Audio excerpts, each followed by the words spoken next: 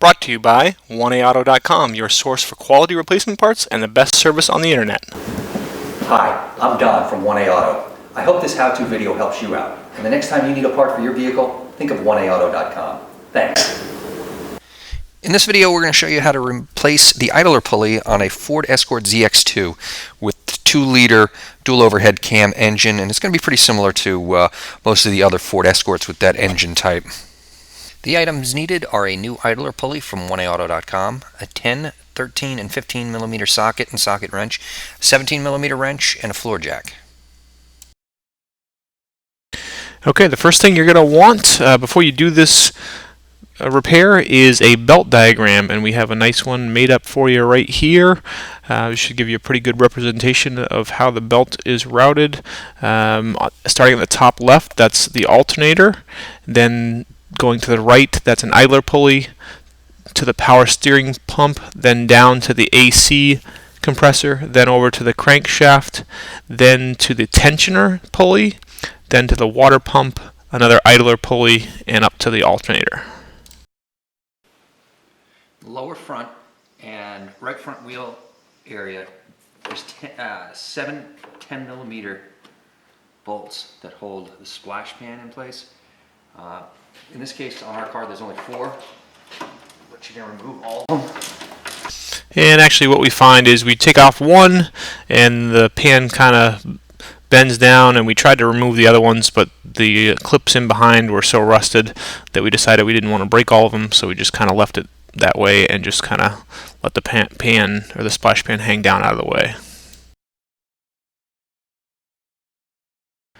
I've got a 13 millimeter socket on the end of my ratchet, and I'm going to put it on the bolt that goes through the pulley, on the tensioner pulley, and I'm going to turn it clockwise to remove the pressure on the belt, and then slide the belt off the crank and the rest of the pulleys.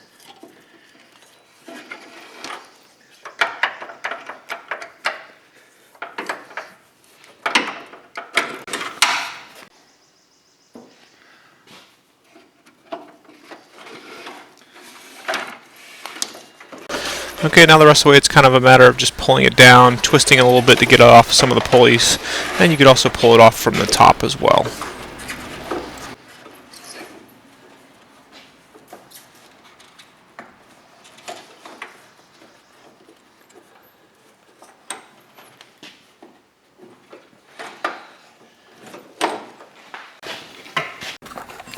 Okay, we've got the jack under the oil pan, just enough to support it. We're not really lifting the engine, we're just supporting it.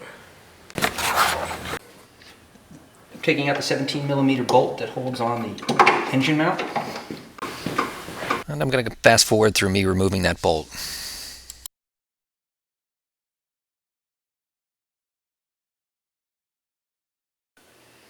Alright, I got Mike jacking up the engine just a little bit to give us a little bit more clearance. Here I've got the wrench on the idler pulley. I'm going to fast forward removing the bolt.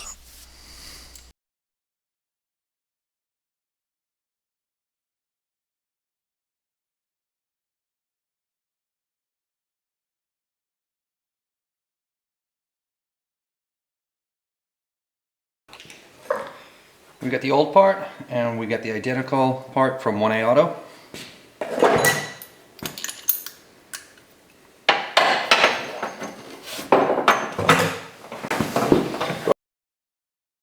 I'm going to fast forward this, but it's just the idler pulley and bolt going back in. Here I'm reinstalling the bolt for the engine mount, and I'm having Mike lower the engine slowly so it lines the holes back up. And once you've got the bolt in, just go ahead and tighten it up. Not really going to be able to see me doing the belt, but sneak it back in and follow the diagram for routing it.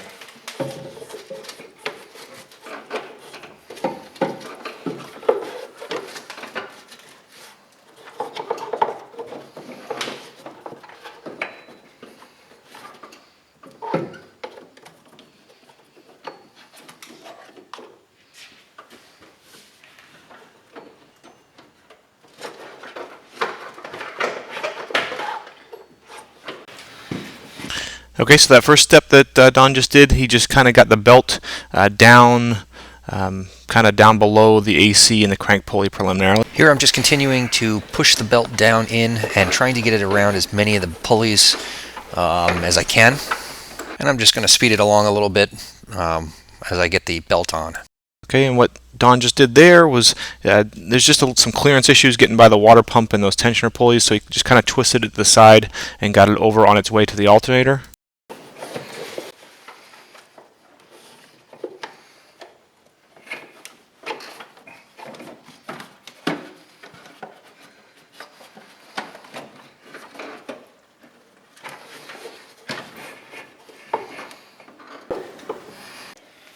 So the top part is pretty much done. It's around the alternator, underneath the idler, and over the power steering.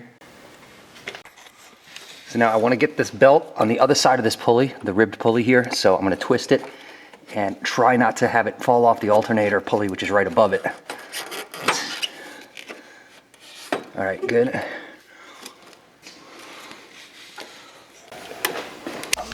Okay, now what we've done here is we've pulled a loop across, and you can see I'm helping him out a little bit, just holding the belt off of the AC pulley so he can pull the loop from that tensioner on the back side of the motor towards the front and put it onto the tensioner in the front of the engine.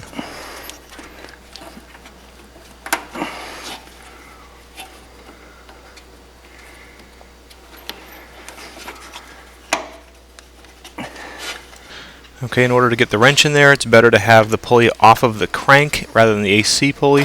So he just transfers it, takes it off the crank so he has enough room to get it on. I'm using a 15 millimeter here, which is what the new one came with. And turning it clockwise, I have to release the tension on the bearing. And I got to make sure too that all my belts are on the pulleys. Because if they're off a little bit, it's not going to give me the room I need. So everything is on except for the crank pulley. And as I do this, it's going to give me more room. I'm going to hold it tight.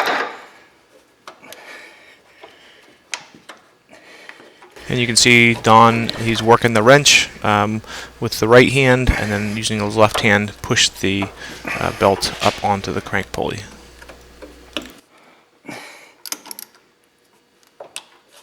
And make sure they're all on. All